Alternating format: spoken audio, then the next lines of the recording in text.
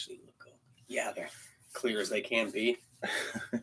Everybody, welcome to another episode of NC-17. My name is Josh, and today with us, we are live. So, anybody who's watching this, sorry for the glitches. We have with us director, editor, film enthusiast, Michael G. Petersen. How you doing today? I'm doing good, Josh. Thank you for having me on the show. Oh, it's my pleasure. It's my pleasure. So before we kind of get into the movies and all the fun, kind of take us back to a child. What was your fondest memories of movies, and what really got you into the genre or into the movies? Oh, that's a mouthful. Man, there's so many memories that I have with the movie genre, or just movies in general. But I would say there's two movies that come to mind, and as much as I've prided myself with being a part of the horror genre, two movies that are going to probably surprise you. They're not horror movies. Well, actually, one technically is though, but it's more described as a thriller.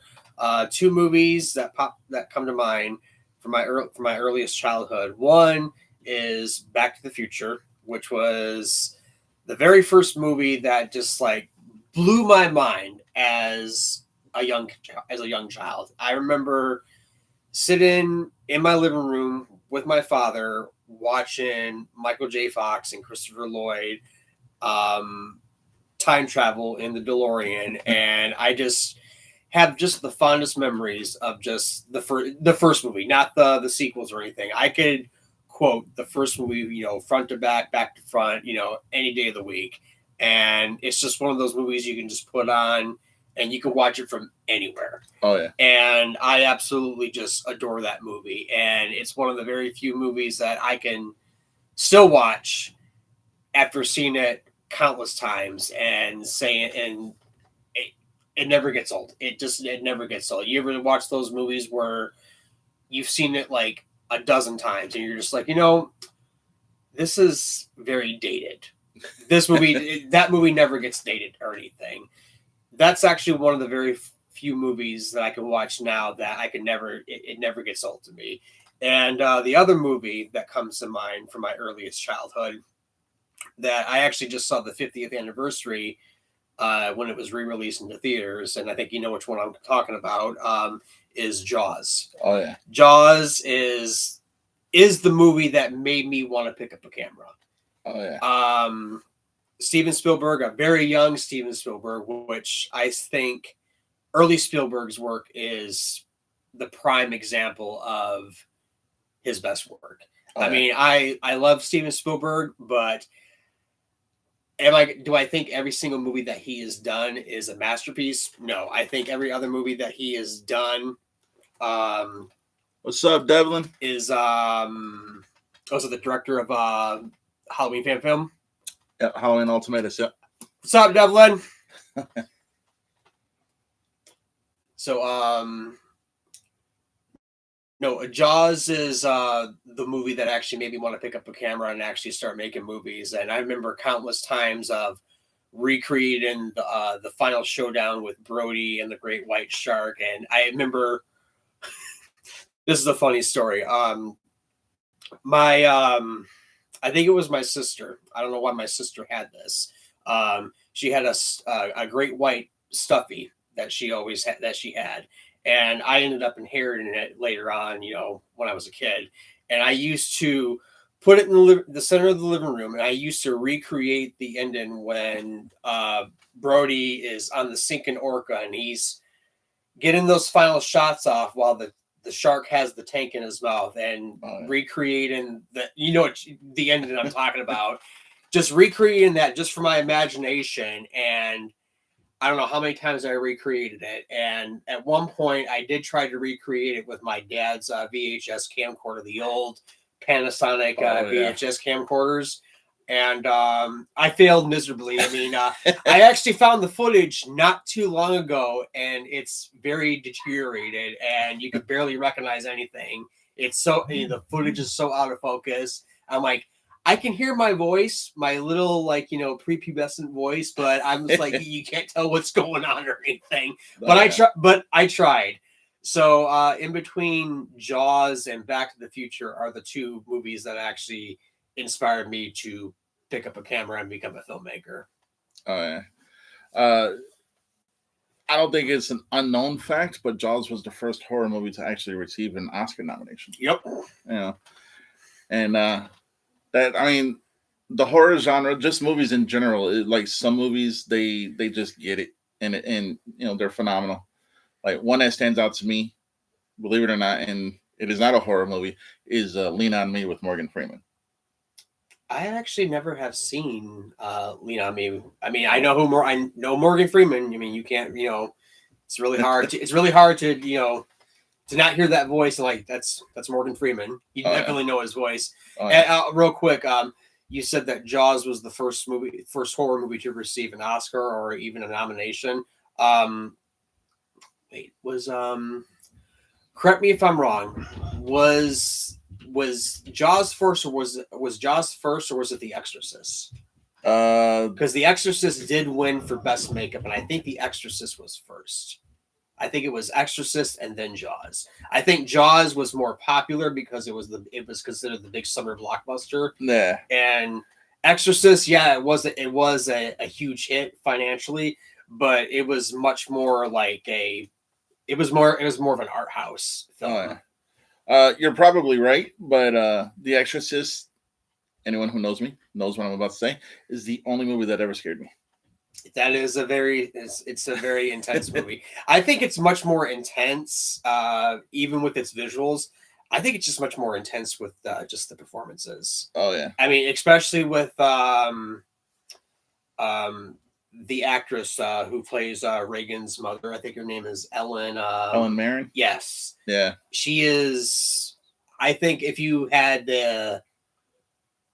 if I had to choose the top 5 actresses for like horror movie performances of all time, she would definitely be in the top for for top actresses for any horror movie performances. She is definitely in the top. Oh yeah, most definitely. So going from the young age of seeing your first, Jaws and Back to the Future, going into your teen years, because you said that Jaws was the first one that made you want to pick up a camera. Yes. So going into your teen years, what other movies influenced the way that you saw film differently than what an everyday fan would see? Well, like I said, it was Back to the Future and then Jaws, and then eventually as I got older, it's really weird how I found my way to the horror genre, because I started off with, I guess you would say Spielberg horror. Because believe it or not, even though Spielberg did pave the way for like the popcorn summer blockbuster, there are some of his earlier movies does have a lot of themes to like the horror genre. Like Jaws is one of them. Definitely Poltergeist is one of them. Heck, even the original Jurassic Park had some themes of the horror genre. Even when Laura Dern is being chased in the power station, when Samuel L. Jackson's hand comes out it says it's his arm, his severed arm. There's some elements to horror, and I would actually like to see Spielberg just do a full-fledged horror movie, even though he kind of sort of did with Poltergeist, even though it was under Tobe Hooper's name, though. But that's a whole other completely different story if you know about the whole history about making a Poltergeist. Shifting away from Spielberg, what really drew me more to the horror genre was I started to, this is where my dad comes into play. Right around like Halloween time, my dad was watching like the original Universal monster movies, and the very first one that we watched, or he was watching, was the original Wolfman with Lon Chaney Jr. And I was blown away by it. And I was just like, what is this? She's like, oh, this is the Wolfman.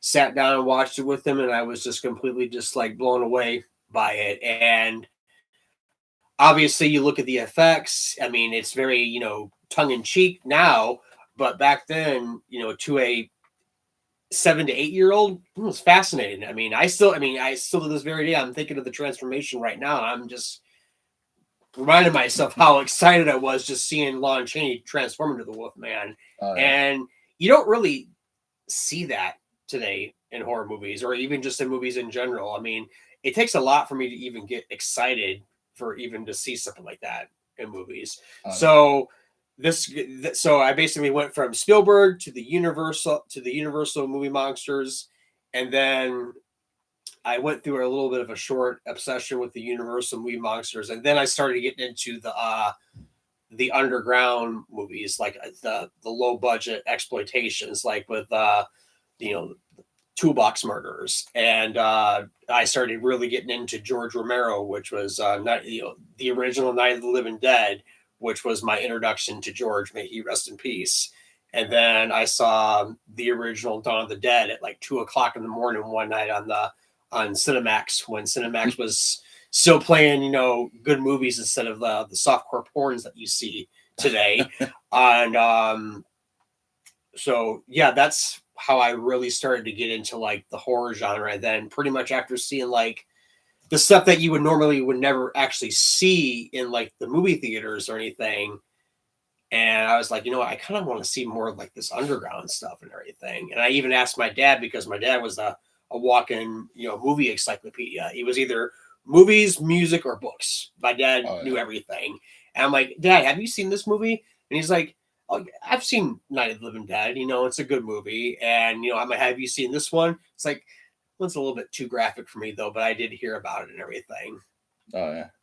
So most of my knowledge was either from him or just my morbid curiosity. Oh, yeah. So walk us to the first time you were on a set, whether it be your own set or someone else's set. Kind of explain your experiences getting into the industry for the first time. Professional set or just like just in general? Just in general. Well, there's actually two. The very first time that I actually like walked onto like a set was actually the first one, which was a very amateur production. It was actually a video production project for my high school. And you talk about how much could go wrong in a production. Everything that could possibly go wrong in a production happened on this one little video. It was a video about teenage drunk driving. And I wasn't the director or anything. This was like, I was like 12. I was 12 years old. And I was just starting to learn like the basics of everything, like, from cinematography, sound, editing, you name it. I was learning pretty much everything. And I think that if I remember correctly, Gary, his name was Gary Marks. If he's out there listening, hi, Gary. He had a very clear vision of what he wanted to do for this little PSA for drunk driving. And it was a good concept, but oh my God, everything that could possibly go wrong in a production just went wrong. So he wanted to give you an example of what went wrong. He wanted to stage a car accident, like a real car accident. Obviously, we weren't going to show like the cars, colliding or anything. Yeah. So he wanted to pull his van up to a brick wall, and he was going to open up the hood and everything. And we had like a little smoke machine to make it look like it was like, it crashed into a wall. Well, he got a little bit overzealous and he ended up crashing into the actual wall itself. Yeah. That's crazy. He ended up crashing into the wall itself. And not only that, when he crashed into the wall, he ended up crashing into the film equipment too. So he damaged the lights, he damaged the sound equipment, and the only thing that actually survived was one mini DV tape. That's crazy. One mini DV tape. That was the only thing that survived. So not only did he damage his car or his van, He damaged all the film equipment that we rented out from the school, and one tape survived. That's crazy. We did filming it, and we ended up actually getting a good passing grade on it in our media productions class though. But just to be able to get there, everything that could possibly go wrong went wrong that first day. Oh yeah. So that was my first experience. Now fast forward to 2006 when I actually started to get into actual like production. This is what gave me the green light to launch my production company, which is Dark Fortress Pictures. It was a short film called Friday Night King. I was actually the one of the actors on set. I didn't necessarily wanted to be an actor or anything. I just happened to be in the same class, screenwriting class, as the director at the time. He saw what I looked like, and he's like, you know what? You actually look like the character Max that I have written. Would you be interested in trying out for the part? I was like, sure, why not? I mean, the worst thing they could say is like, no, you don't get the part or anything. So I auditioned. I got the part, which I was actually really surprised because I don't necessarily see myself as an actor or anything. I mean, I'll do it. And some people have given me criticism that, like you are good, but you could really work on this. But I will do it if I have to, but it's not like on my top thing. You know what I'm saying? Oh, yeah. It's not at the very top of my list or anything. But if I really want to do it, I will put my heart and soul into it and everything, like I do everything else. So I got the part, and I was kind of thinking in my head, this was kind of going to be like, the drunk driving video that I did. But first day I walked in, there was high quality camera. This was at the time, this was 2006. So the highest quality camera at the time was the Sony Z1U, which had the ability to shoot 1080p. So this is really showing you how long ago it was.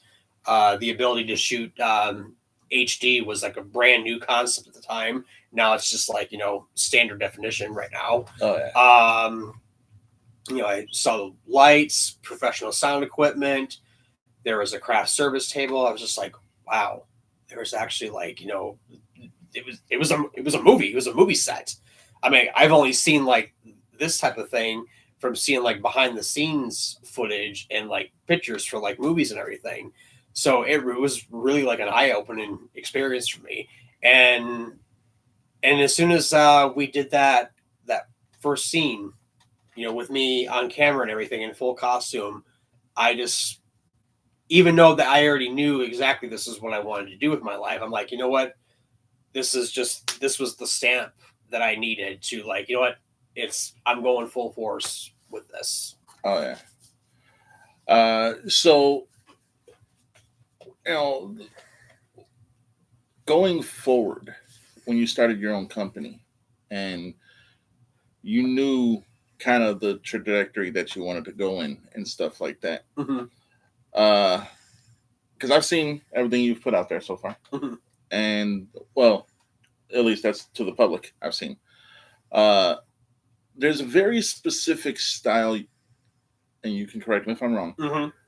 that you get to like a clear, gritty way of things. And what I mean by that is like everyone's like gritty. That means it's dirty and stuff like that. The way your grit is it's in the acting, not in the scenery. Would that be correct? I try to. One of my big influences is Stephen King. Stephen King's a huge influence on me, and as I mean this with all the utmost respect to Stephen King. A lot of the stuff that I like about his stuff is his characters. Now, you could read a Stephen King book and you can notice the plot points from point A to point B. It's like, oh, I've seen this before. I've seen this story before. And, but his characters is what really draws me to his stories. Like, I love his characters. For example, the hit new show, Welcome to Derry right now. I love the show. I absolutely love everything about Pennywise, and I mean, hell, I did a fan film about Pennywise, Yeah. and which I'm nominated for. Which congratulations, Sean, if you're watching right now, who plays my Mike Hanlon. There's just he has this way of creating characters that you think have some of them had like this kind of like Leave It to Beaver type of like, you know, aura about them, but there's like this like every single one of them has like this like dark shadow over them. Even though even the ones that are they're considered like, you know, the protagonists, they have like this dark shadow over them. I mean, a good example, the Paul Edgecop character from The Green Mile, which is the Tom Hanks character in Green Mile. Even though he is a good-hearted man, there was always like this, like, you know, there was this lingering, like, you know, this lingering darkness that he had inside of him. Like he, like, you know, like should I actually, you know, execute this man, knowing that he didn't do this? Oh yeah, like this inner conflict and everything. Like he knows what he should do. He knows that I should, you know, just unshackle him and just let him run because he didn't do this crime or anything. Yeah. But he's also tied down by the system and everything because he works for the prison system. And he's like, I have to execute this man. Oh yeah. So there's always this dark cloud that always hangs over his characters, whether they're good or they're bad or anything. And that's what really attracts me to Stephen King. And I try to bring that with some of the characters that I create because, I mean, it definitely differentiates between old movies from old Hollywood, and you can tell the difference between old Hollywood and, you know, what you see today. If you look at the old horror movies from like the 50, you know, from the 40s and 50s and even the 60s before, I'm always gonna cite Romero on this for turning the narrative, the character narrative up onto its head. You would have characters and then you would have a situation and they would go through all this chaos, but at the end, everything would wrap up and there would be a happy ending. Yeah. And then here comes George, hits you right in the freaking gut with the ending to Night of the Living Dead. I'm not going to spoil Night of the Living Dead for anyone out there that's watching this. Hits you in the freaking gut with the ending to Night of the Living Dead, and it's just like, what the fuck? Like, what the hell? and it's like, you know what? To me, that is the perfect way to end any type of horror movie because no one's safe. And that's what I love about, you know, a lot of, and I've also noticed that some of these horror movies that are coming out today, that they have these bleak endings. And it's like, you know what, that's the way it should be because, you know, nothing can be wrapped up, you know, as a happy ending. I mean, no one's supposed to be safe. Another reason why I love the original Halloween so much is because, you know, after all the trauma that Jamie Lee Curtis is going through, and then Donald Pleasance, you know, shoots Michael Myers out the window, and he goes to check to see if he's still there. He's gone. Oh yeah. And then you hear that heavy breathing as the ending montage goes on, and he's everywhere.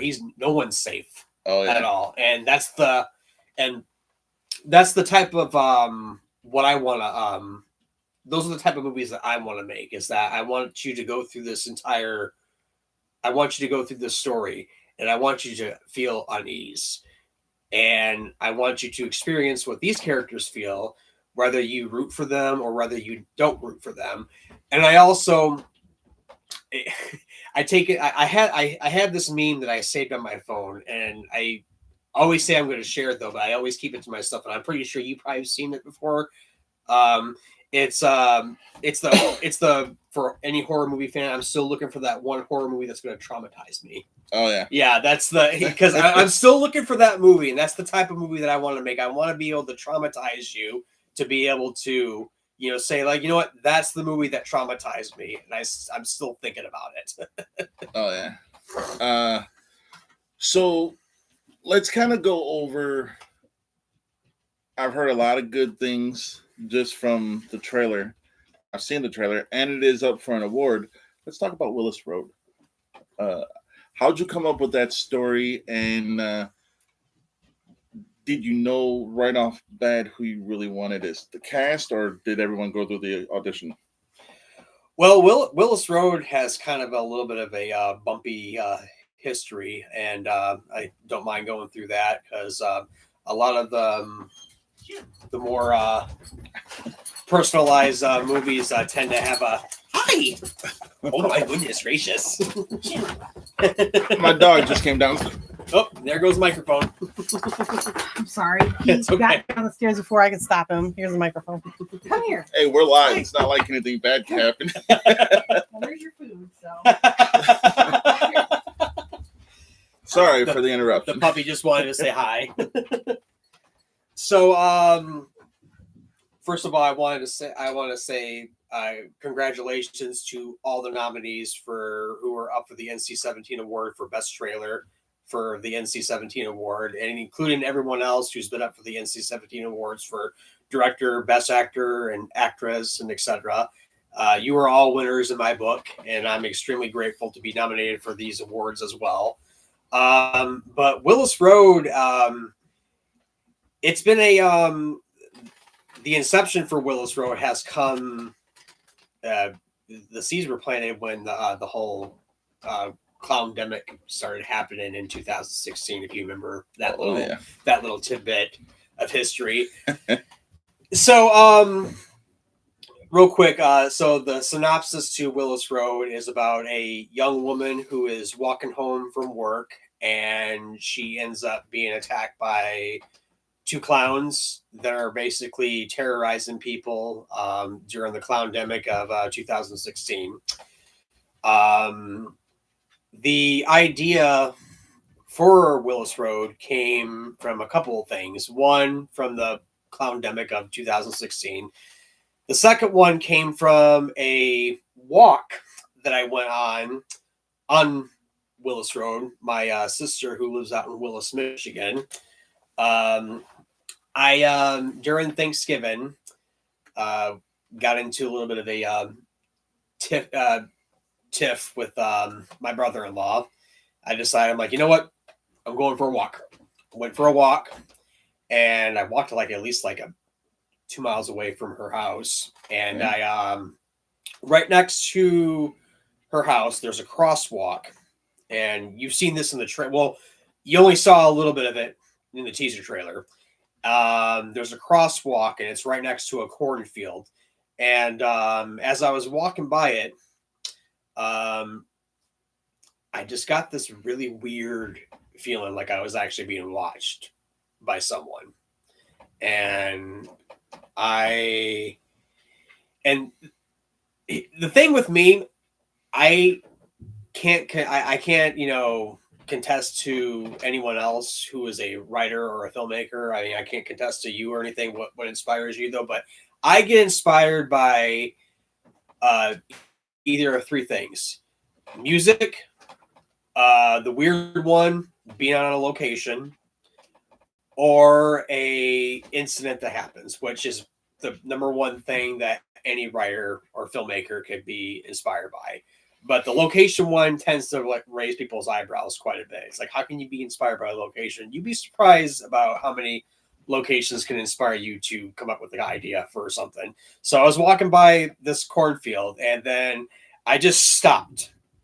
Something just told me just to stop. And I just looked around, and I just literally felt like I was just being watched.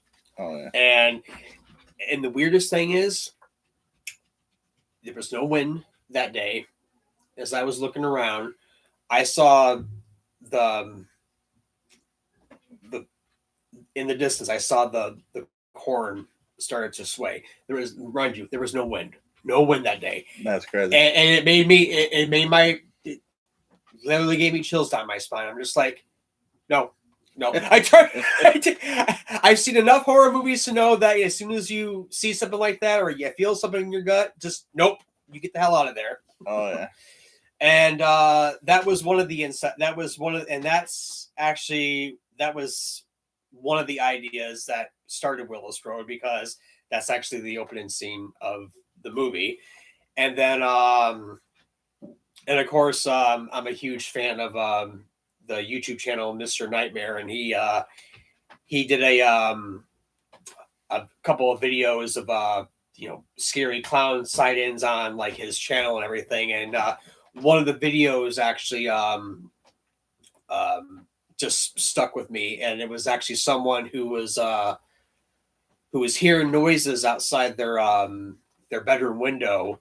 And as soon as they looked out the window, the clown was actually just like right there outside the window. And I was just like, nope.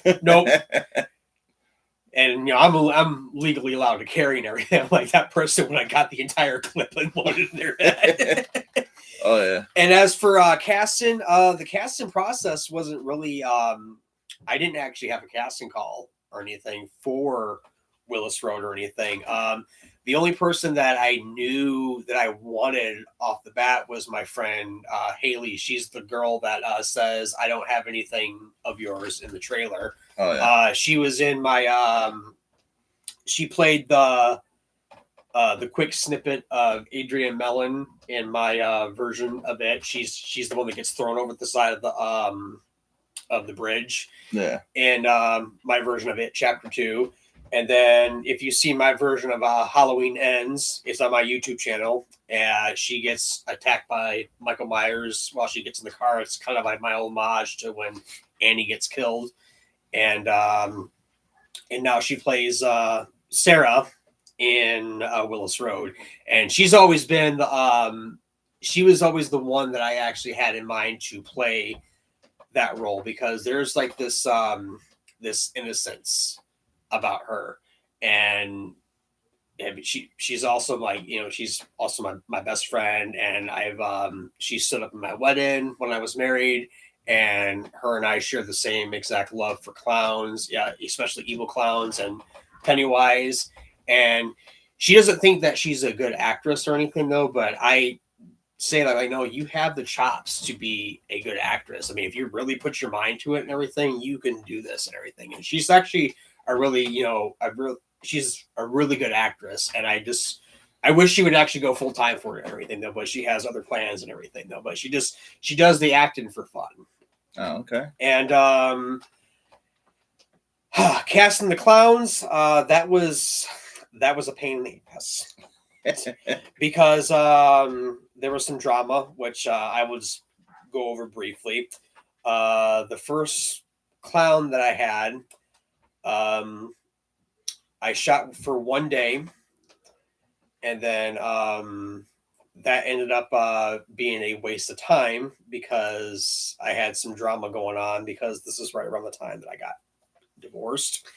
And let's just say that some outside interference decided to try to make my life a living hell, and it chased the person away.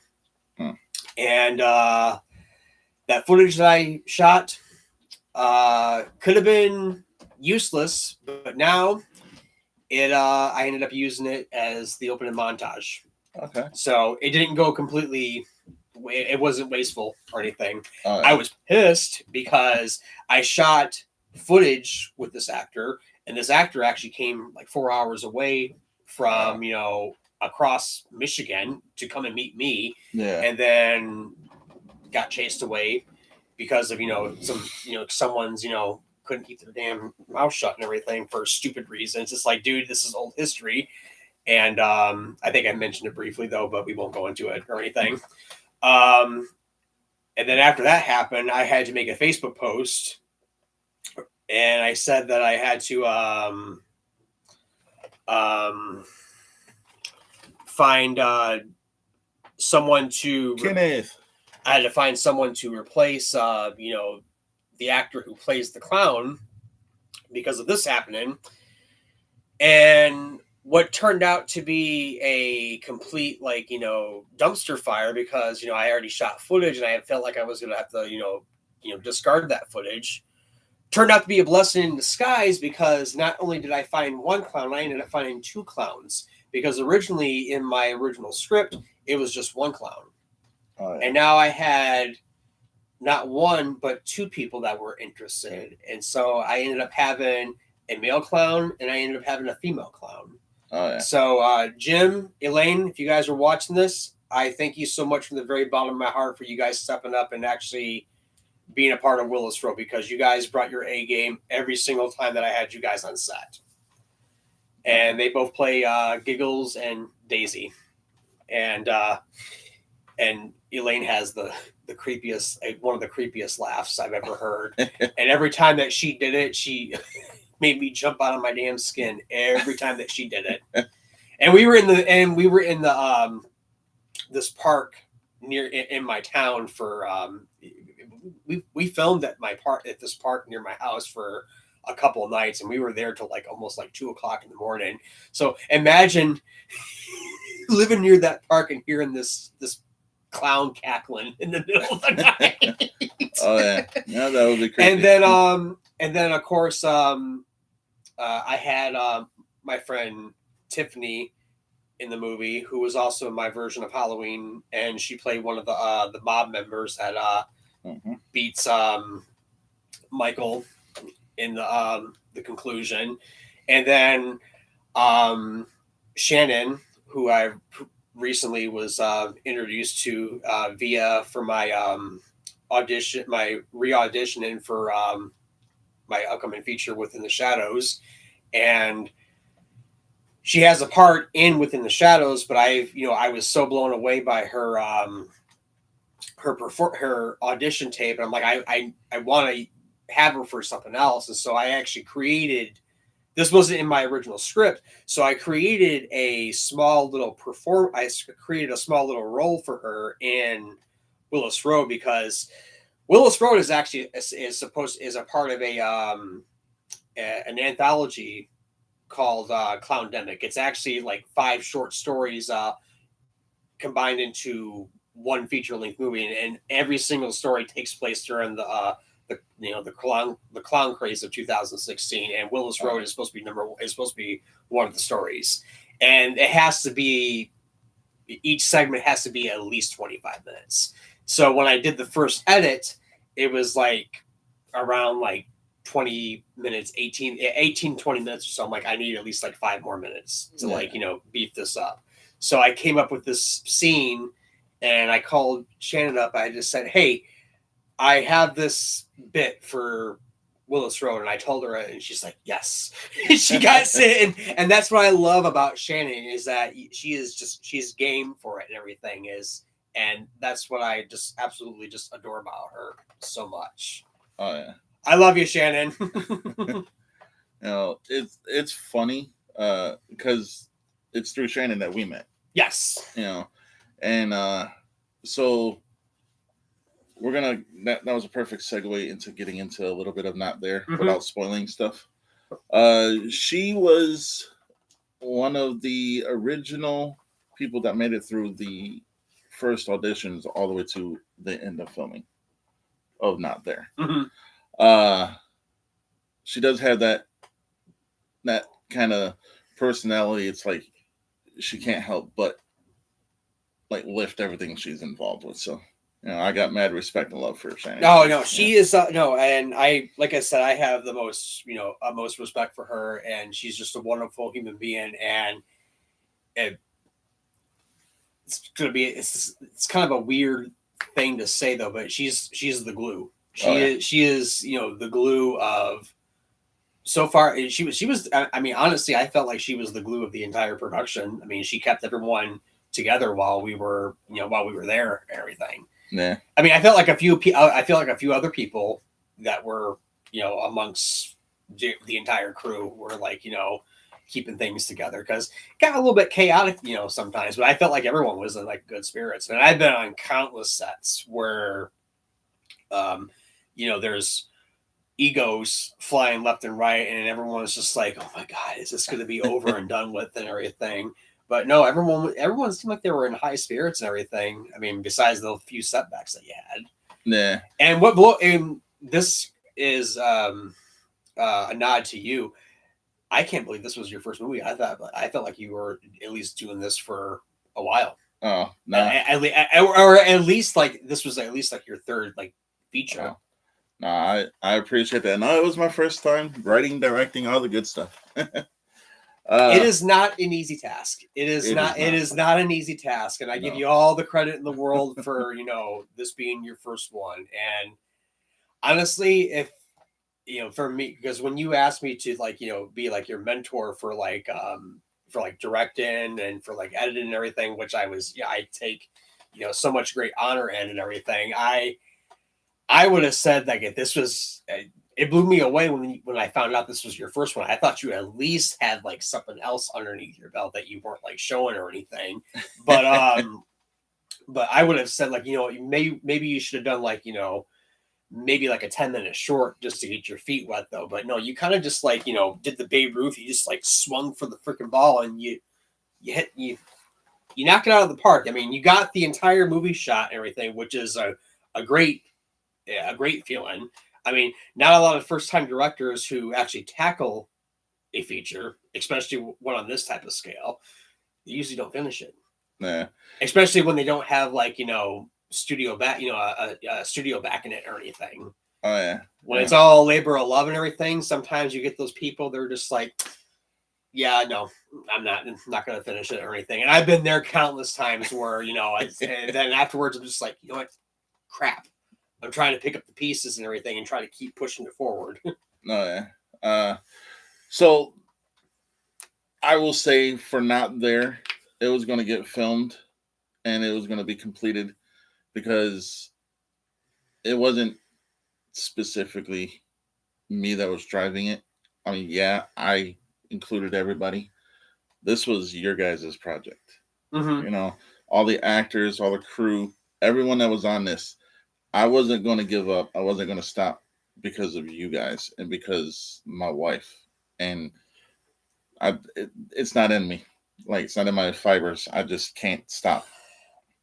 That's another thing too. When you're in this industry, especially when you're doing it on our end, as like working with no budget, and when you're surrounded with people who do this because they love Creed and this is all labor of love and everything, you got to have that mindset. Because if you have the mindset that you're just doing it as like a job and everything, then it's going to be miserable. It's going to be completely miserable. Like right now, I'm in a day job right now where I despise it. I despise it more than anything though. And most of the time, most of the things that keeps me going, with the exception of my daughter and everything, I think of what can I possibly do to do what I have to do to be able to achieve your vision and my vision and anyone else's vision that I'm helping out with to get it over the finish line. Like, and it's not an easy feat. It's not an easy feat at all. And, I wish that we, before the interview started, we talked about, people's, flying high, their flying egos and everything. And I just wish that, those people would realize it's like, you know what, we're supposed to be on the same page. We're supposed to be right here. Yeah. I mean, yes, you want to be right here. You want to be up with the big timers and everything, though. And we kind of want to be up there too, though. But can you just bring it back down to where we both can be up there instead of just you up here and us down here? I mean, it's nerve wracking. It's just like, oh my God, can you just not do that? Oh yeah. So let's talk about some nominations you've been up for. All righty. We're going to be all over the place here for the next couple of minutes. That's fine with me. So just again, anyone who's watching this or who's going to see this, it is not just me who picks these projects that get put up for nominations. I want everyone to know that. But I do have a hand in sending it out to people. Like the public stuff. I don't send out none of the private stuff because I don't do that. That's not me. But Willis Road, your version of it, both of those, it was a unanimous decision. They everyone who's involved was like, they have to be up. Like, we all enjoyed it. Awesome. There's now, it is also determined who wins by everybody, not just one person. Which, and we've added a couple new people who are going to remain anonymous, but who are going to be helping decide who wins. But best trailer, when you found out you were nominated, what was your first reaction? I was actually really surprised. I was really surprised because I'm gonna try to not like get like over like emotional, and I can be I can be very emotional. I mean, I'm that sappy little guy.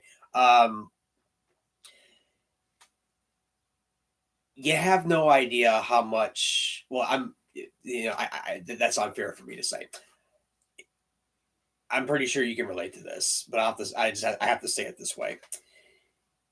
A lot of people don't understand how much that people like us, how much we have to go through to be able to put something together like that with no studio backing and nothing but pure passion. Yeah. And to actually see the notification or the email or the letter or whatever, however you find out, to see that, it means it means the world. It means the world to me. It really does mean the world to me.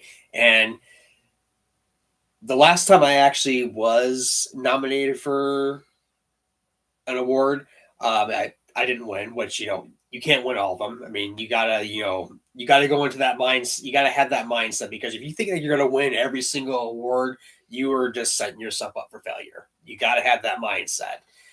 I always say that being nominated is a great achievement, because it just shows that you're doing something right. But you also got to realize too that it's just really it's wonderful to see that, because you get to be. It just shows that other people see it, and because I could sit there in front of my editing system and say this is the greatest thing that I've done so far, but will other people think that? Oh yeah. And of course you put it out there, and other people like say this is great, and then you'll get those other people who are just like, dude, this is what the fuck, what the hell is it? What the hell is this? And I have a little section that I share on my Instagram page where it's dedicated to my my favorite trolls and everything. And that used to bother me as when I was younger though, but now it kind of just like rolls off my back, because it's just like, what, I have a couple of nominations, and I've even won some.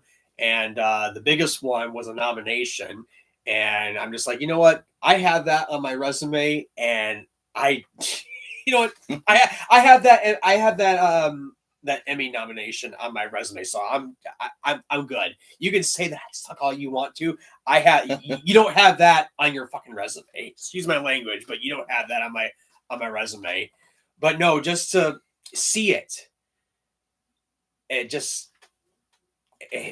means the world to me. It really means the world to me. All right.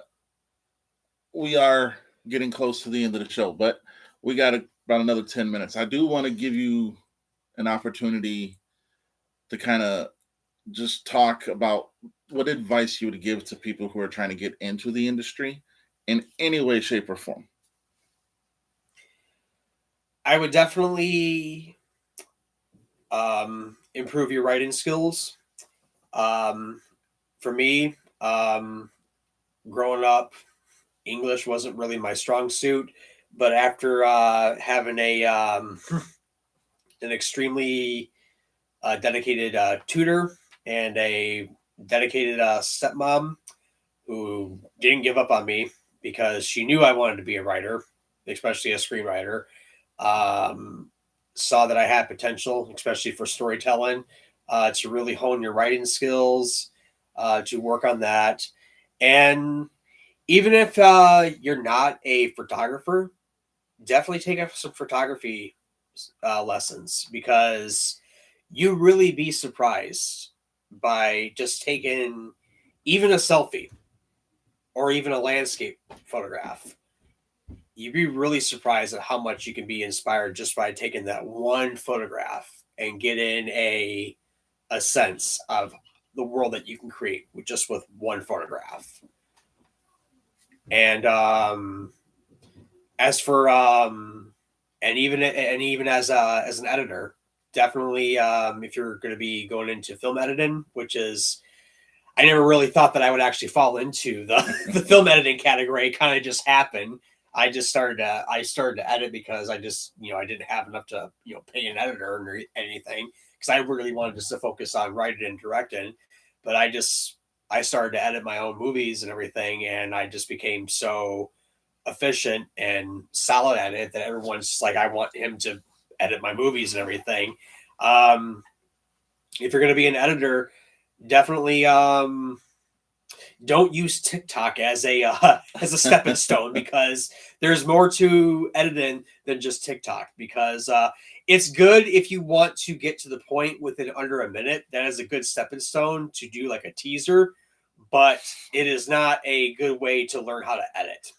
I will say that, because I've had countless conversations with this guy about different editors. It's like, this guy wants to edit things like TikTok. It's like, that's not how you're supposed to edit. It's good if you want to get to the point in a minute, but it's not how you're supposed to edit. Because when you edit, you're supposed to be building tension. You're supposed to be building a mood and everything. With TikTok, you're supposed to be getting to a point just like that. And that's usually good for trailers. So writing, photography, editing, and also, if you're gonna be a producer, and this is from a personal perspective, this is from a personal level, stick to your crew, stick to the director that you're working with. Don't leave them hanging. That's all I'm gonna say. That comes from the person that I was working with for Within the Shadows. What advice would you give yourself that you know now to 10-year-old you? To 10-year-old me? Yeah.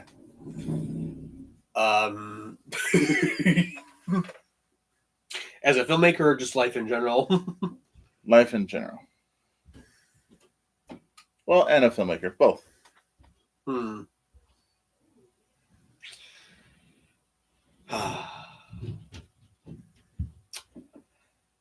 Don't, for life in general, don't waste your money on collectibles, because you need to save that in case if you get divorced later on. Been there, done that. And as for a filmmaker, I think I've actually learned as much as I possibly could at that. Now,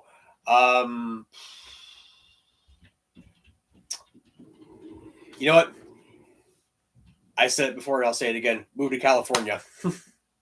Move to California, because out there they will steer you in the right direction. They will steer you in the right direction and actually get you the studio job and everything. But then again, if I was out there, I'm pretty sure I'd be up against the big dogs and everything, and I wouldn't be having the fun and the creative control that I have here. I'd be out there, wearing some corporate hat and everything, saying, you got to do this before you do this. Oh yeah, that seems to be. Else I can help with? Go away, Siri. That seems to be the like upside of independent film, is the creativity that not only just the actors and actresses and directors, but just everybody who's in the independent scene, they have that creative freedom. And I think that in strides beats Hollywood in every aspect. So just my own opinion. It is. And that's the other thing too. I know there's certain directors out there that, they can write whatever they want to, and then they'll have a produce, they'll go to the producer and they'll say, this is exactly what I want to do. And they're like, okay, whatever you want to do. And then you got some new director that does have a very strong vision for something. And they're just like, what do you think you are, Quentin Tarantino? You ain't good. You got to do this. Oh yeah. And it's just like, you know what? And I know how that happened too. And this is another information for you film buffs out there. There's a director out there named Michael Cimino who did a movie called The Deer Hunter, and he won the Oscar for Picture of the Year. And then after he won for Picture of the Year, his next movie that was produced by United Artists said that we're going to give you the budget to do whatever movie you want to. And this next movie was a movie called Heaven's Gate. And I'm pretty sure you probably heard about it. It was the most notorious cinematic bomb of all time. But when you watch the movie's gorgeous to look at. It is a gorgeous movie. It is just a masterpiece in cinematography. And it's very slow and very tedious to get through, though. But other than that, it is a very gorgeous movie to look at. But it was because of that movie where the studios were just like, yeah, we're not gonna give like full creative control to like certain directors because they're playing with our money. Oh yeah. And because of that, that's what happens. And now you got like only certain directors now can, say like, hey, I want to do this. And like, okay, like Quentin Tarantino has all the power to do that, where it's like, hey, I want to make a movie about the Manson family, even though half that movie is not about the Manson family. It's about Leonardo DiCaprio and Brad Pitt's relationship as friends. All right, well, I did like that movie though. Oh yeah, that was a good movie. Mm-hmm. So if you want to take a couple minutes to plug your socials where people can or cannot reach out to you, that's entirely up to you. Mm-hmm. Where they can see your, the stuff you have out right now and just what you have coming up in general. Well, you can find me on my brand new YouTube channel because my old YouTube channel was sadly terminated by the YouTube gods. You can find me at the Fortress Archives, which is the new Dark Fortress Pictures YouTube channel. Josh will plug it in there at the app below. You can also find me on Linktree, which has all my social medias linked to it. I'm in the process of rebuilding my TikTok account for like the 6th time. That app just hates my guts so much. And you can follow me mainly. You can just follow me on YouTube because that's the main one that I'm trying to rebuild because I put a lot more effort into that one to the other ones. The other ones are just like please head on over to the YouTube channel and subscribe here. Oh, yeah. And the link tree has my all the other social media platforms and also my store where I'm trying to liquidate my my inventory so I can raise funds to finish the shooting for Within the Shadows. And also, I can officially say this now: Willis Road is completely shot. Everything is in the can, and everything will be edited. And hopefully, I can have the 25-minute short done by February. So I officially finished shooting with Haley yesterday. We finished the one scene that we really needed, which was the kitchen scene, which leads to the ending. So I was finally able to get her to show up. Oh yeah, And that's another thing. And also another thing I can give to you future filmmakers out there: make sure that the actors and actresses sign in their own blood to show up on set. Oh yeah. I love you, Haley. Yeah. So what does the future hold? Where do you see yourself in 10 years? Hopefully, well, this has actually been a really good year so far for Dark Fortress. Like I said, for Within the Shadows has been in limbo for like 11 years, and it finally started. I finally started to shoot it. I just need to get the rest of it shot. Like I said, I had a producer on board, but the producer quit like halfway through, so it's not stopping me. I'm gonna finish it. I have to because I'm not gonna. If there's one thing I will never do, I will never quit shooting a project, regardless if the funds run out or if an actor quits. I will always figure out a way to finish it, no matter what. And there's about, if I can have at least like 5 more good days of shooting for Within the Shadows, everything will be done. Within the Shadows has been kind of a long-term project I've been wanting to do since 2014, and it's just been forever trying to get that to the screen. And actually, it already should have been to the screen already. That was actually the one film that I've been wanting to do, like with like a professional crew and with like an actual budget. And I did like several rounds of crowdfunding, and all of them failed because there's, like I said, because you've reached out to me asking like, how do you do like, crowdfunding? I'm like, there's a specific like science behind it. Like, I don't know how these other people can like, oh, we've way past our freaking goal with raising money and everything. And here I barely raised like $200 just to get a budget and everything. I mean, heck, for not there, you got at least like what, 500? $448. Hey, that's more than what I got. Oh yeah. It's more than what I got though. There's a specific science for crowdfunding, but no. Hopefully, in 10 years, I'll actually be we'll be a little bit more ahead, and maybe we'll be, you and I will be working together on a bigger project than what we're working on. I mean, I have 2 projects that I would like to start working on after I'm done with Within the Shadows. I have one that I've been dying to do. I've been dying to develop for a while now, and I'm pretty sure you saw the teaser poster for it, the John Wayne Gacy one that I've been wanting to do. Yeah. Kind of like my unique take on his story. Oh yeah. So that's one I've been wanting to do, and I have several ideas. There's always something kicking around in here. Oh yeah. And I know that you have your trilogy planned for Not There. The story is not done yet. No. There's much more silver. Oh yeah. Yeah. Silver makes gold, let me tell you. Yeah. Yeah.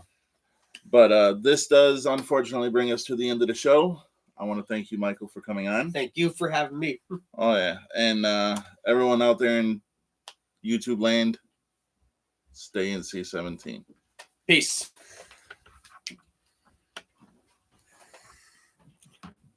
I have one in there too tonight. Yeah, Kenneth is